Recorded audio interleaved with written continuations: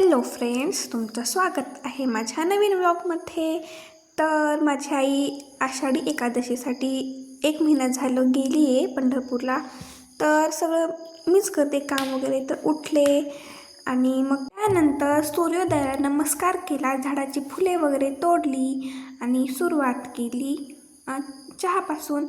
तर सर्वप्रथम चहा बनवला मस्तपैकी.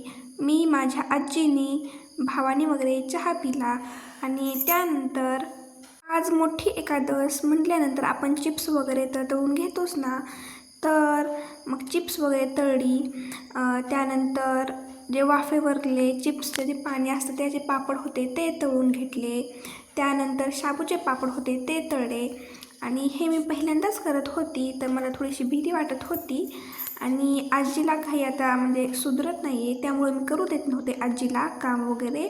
आजी असंच मला थोडी थोडी हेल्प करायची. आणि मग शाबू पण करायचा होता, त्यासाठी मग मिरच्या स्वच्छ धुवून घेतल्या आणि त्याही मी मस्तपैकी भाजून घेतल्या थोडंसं तेल टाकून. आणि मी जे तळे होते चिप्स वगैरे तेही बघा तुम्ही. मग त्यानंतर मिरच्या भाजून तळून झाल्यानंतर मग मी लागले शाबूच्या तयारीला. तर मग त्यासोबतच थोडे शेंगदाणे, म्हणजे शेंगदाण्याचं कूट लागतंच ना, मग शेंगदाणे पण भाजून घेतले.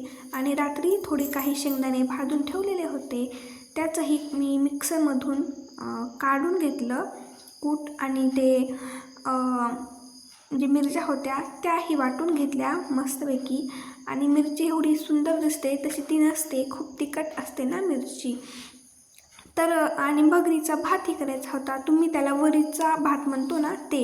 मग त्यासाठी एका पातेल्यामध्ये थोडंसं तेल घेतलं, त्यामध्ये फक्त जिरे टाकले आणि हिरव्या मिरच्याचं ते तिखट होतं ते टाकलं आणि थोडंसं मीठ टाकून त्याला मस्तपैकी उकळू दिलं.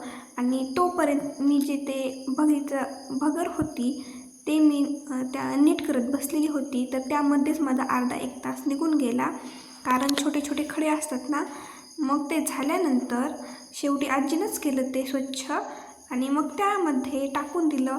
आणि ते वरीचा भात होता ना, तो मी साधा नव्हता केला, त्याला फोडणी दिलेली होती, कारण मला नाही आवडत पांढरा भात म्हणून. तर खूप छान झालेला होता. माझ्या आजीनेही मला थोडीशी हेल्प केली. मग त्यानंतर बनवायचं होतं शाबू. तर शाबूसाठी कढई ठेवली, त्यामध्ये थोडंसं तेल टाकलं जेवढं पाहिजे तेवढं.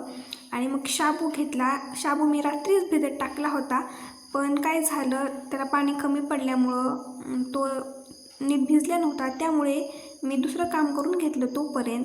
आणि तेल गरम झाल्यानंतर त्यामध्ये हिरव्या मिरच्याची पेस्ट टाकली, त्यानंतर शाबू आणि मग त्याच्यासोबत शेंगदाण्याचं कूट टाकलं आणि परतून घेतलं. पण त्यामध्येही माझी चूक झाली. जे बटाटे कापलेले होते ना ते मी टाकलेच नाही, म्हणजे विसरलं मी. मग परत शाबू प्लेटमध्ये काढला आणि परत त्याला तेल टाकून बटाटे वगैरे टाकले आणि परत एकदा परतून घेतला. आणि मस्तपैकी मी जेवण म्हणजे फराळ तयार केलेली होती. ताक, दही, चिप्स, पापड, साबुदाणाची खिचडी आणि ते वरीचा भात, भगरीचा भात. मी आजी मस्तपैकी अंगणामध्ये बसून जेवलो. आणि त्या अगोदर भैयालाही फराळीसाठी वाढलं. आणि त्यासोबतच सकाळी मला एक आमच्या झाडाला पिकलेलं सीताफळ होतं, तेही त्यासोबत खाल्लं. आणि दुपारी निधी आली होती, तर ते आमच्या सगळ्यांची ओळख विसरली होती, तर ती रडतच होती फक्त. सगळेजण तिला खेळवत होते, तरीही ती म्हणजे शांतच बसत नव्हती. सगळे तिला नवीन वाटत होते. आणि महत्त्वाचं म्हणतं तिचे मम्मी पप्पा तिला दिसतच नव्हते. आणि हा तिचा मामा तिला थोडंसं रडवत होता, त्यामुळे ती खूपच रडत होती. आणि खुशी तिची मैत्रीण घरी काहीतरी जेवण, काहीतरी फराळ करत होती, त्यामुळे ती आलेली नाही. तर तिला किती आम्ही समजावलं तरी ती रडतच होती. आणि 10-15 मिनिट बसली आणि परत ती तिच्या बाबांसोबत तिच्या घरी गेली. त्यानंतर बाहेर पाऊस पडत होता, तर मी ठरवलं आता काय करू. तर कपड्यांच्या घड्या घालत बसलेली होती आणि खूपच कपडे झाले होते सगळ्या घरामध्ये. आणि जास्त तर माझेच कपडे होते, माझे आणि माझ्या भावाचे. तर मग सगळे कपडे च्या घड्या केल्या आणि मग ठेवून दिल्या कपाटामध्ये. त्यानंतर पाऊस काही कमीच होत नव्हता, तर माझं काम झालेलं होतं, तर मग काहीच करावं समजतच नव्हतं. त्यामुळे मी बाहेर गेली आणि तुम्हीच बघा किती मोठा पाऊस पडत होता.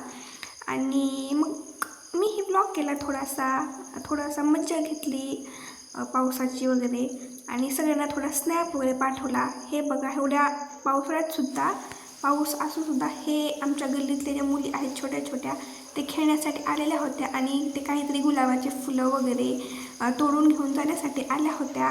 आणि मला ह्यांना बघून माझं बालपण आठवलं. मी अशीच फिरत होती उन्हामध्ये पावसामध्ये. मग त्यानंतर माझा भाऊ म्हटला, "पूनम दीदी चहा कर." तर मला, आजीला आणि भावाला मस्तपैकी असा चहा केला आणि बाहेर पाऊस आणि आम्ही चहा पीत होतो. वाव!